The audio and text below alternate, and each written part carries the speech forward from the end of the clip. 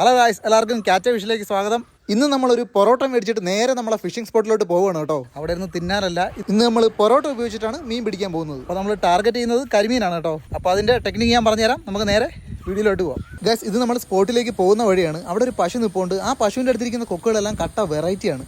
എന്ന് പറഞ്ഞാൽ അതിൻ്റെ കഴുത്തിന് മേപ്പോട്ട് കറുത്ത കളറാണ്. മാത്രമല്ല ചുണ്ട് നല്ല വളഞ്ഞിരിപ്പുണ്ട്. ഇതിവിടെ സാധാരണ കാണുന്ന കൊക്കുകളല്ല, സീസൺ അനുസരിച്ച് വരുന്നതാണ്. ഇതിൻ്റെയൊക്കെ അടുത്ത് പോയൊരു വീഡിയോ എടുക്കാന്ന് വെച്ചാൽ ചെറിയൊരു അനക്കം തട്ടുമ്പോൾ തന്നെ എല്ലാം കൂടെ പറന്നു പോകണം കേട്ടോ. നല്ല പേടിയുണ്ട്. നമ്മൾ പിന്നെ നടന്ന് കൊക്കുകൾ പറന്നിറങ്ങി സ്പോട്ടിലോട്ട് പോവുകയാണ്. നമ്മൾ അടുത്തെത്തുന്തോറും അവർ തീറ്റയൊക്കെ നിർത്തി എന്നെ തന്നെ നോക്കിക്കൊണ്ടിരിക്കുകയാണ് കേട്ടോ.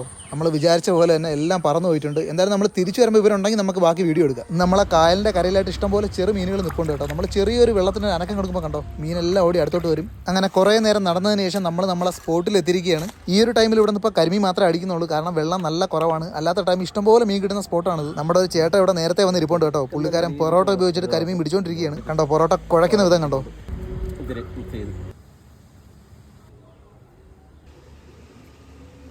നമ്മുടെ ആയുധമാണ് ഈ കാണുന്നത്, ഒലട്ടിക്കമ്പിലെ കരിമീൻ ചൂണ്ട.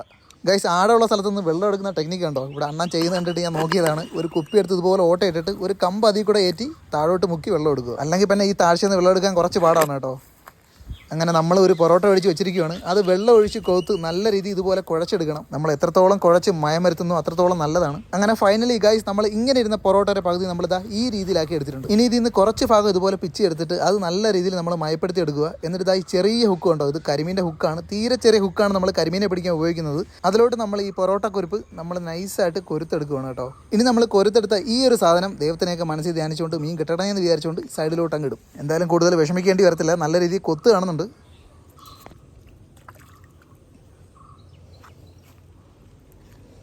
ചെറിയ സൈസ് കരിമീനാണ് ഗൈസ് അടിച്ചിരിക്കുന്നത്, വലിയ സൈസൊന്നും അല്ല. തീരെ പൊടി കരിമീനാണ് അടിക്കുന്നതെങ്കിൽ നമ്മളതിനെ എടുക്കത്തില്ല, തിരിച്ച് റിലീസ് ചെയ്യാറാണ് പതിവ്. നമുക്കിനി രണ്ടാമത്തെ പ്രാവശ്യം നമ്മുടെ കൊരുപ്പിട്ട് നോക്കാം.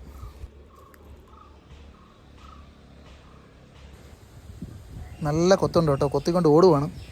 മെയിൻലി ഈ ചെറിയ മീനുകളാണ് ഇങ്ങനെ കൊത്തിക്കൊണ്ട് വലിച്ചുകൊണ്ട് ഓടുന്നത്. വലുതാണെങ്കിൽ ഒറ്റ താപ്പായിരിക്കും. കൊത്തുമ്പോൾ നമ്മൾ പെട്ടെന്ന് വലിച്ചെടുക്കാതെ മാക്സിമം വെയിറ്റ് ചെയ്യുക വലുതിനായിട്ട്.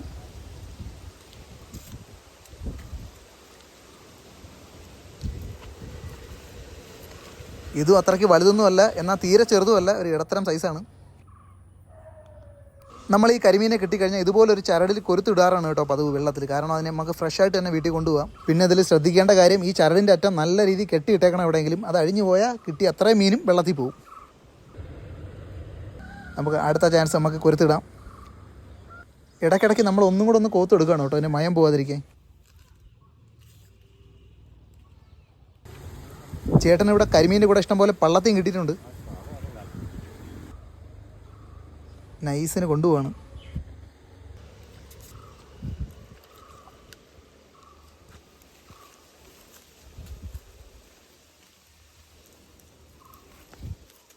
ഈ ഒരു സൈസ് മീനാണ് ഇപ്പോൾ കിട്ടിയിരിക്കുന്നത്. ഗൈസ്, നമ്മൾ നിൽക്കുന്നതിന് മറുകരയിൽ ഒരു നീർനായുടെ തല പൊങ്ങി ഇപ്പോൾ ഉണ്ട്. പുള്ളി അവിടെ താന്നു പോയിട്ടുണ്ട്. നമുക്കൊരു പേടിയുണ്ട്, കാരണം നമ്മളിവിടെ മീൻ ഇവിടെ കെട്ടിയിട്ടിട്ടുണ്ട് വെള്ളത്തിൽ. പുള്ളി ചിലപ്പോൾ അടി കൂടെ വരാനുള്ള ചാൻസ് ഉണ്ട്. മീൻ എടുത്തുകൊണ്ട് ദൂരത്തേക്ക് പോകുന്നതിന് വരെ നമ്മൾ അടുത്തോട്ട് ഓടുകയാണ് കേട്ടോ.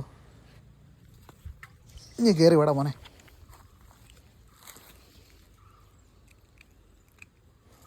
നമുക്ക് അടുത്തതായിട്ട് അടിച്ചിരിക്കുന്ന മീൻ.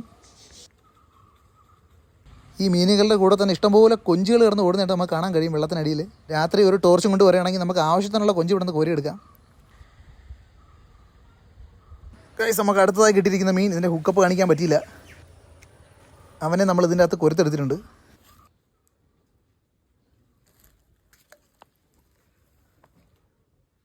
മീൻ എടുത്തിട്ട് ഉള്ളിലോട്ട് നല്ല രീതിയിൽ ഓടുന്നുണ്ട്. കയറുവാ കയറുവാ കയറുവാ.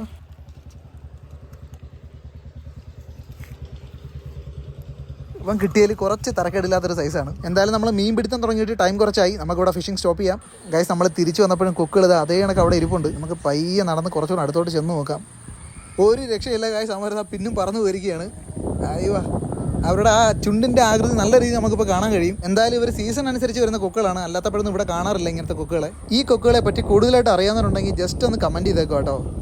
അപ്പോൾ ഗൈസ്, ഇന്നത്തെ വീഡിയോ ഇവിടെ തീർന്നിരിക്കുകയാണ്. നമുക്ക് കുറച്ച് മീൻ കിട്ടി. അപ്പോൾ ഇതുപോലത്തെ വീഡിയോസായിട്ട് ഞാൻ ഇനി വരുന്നതായിരിക്കും. എല്ലാവർക്കും ഗുഡ് ബൈ.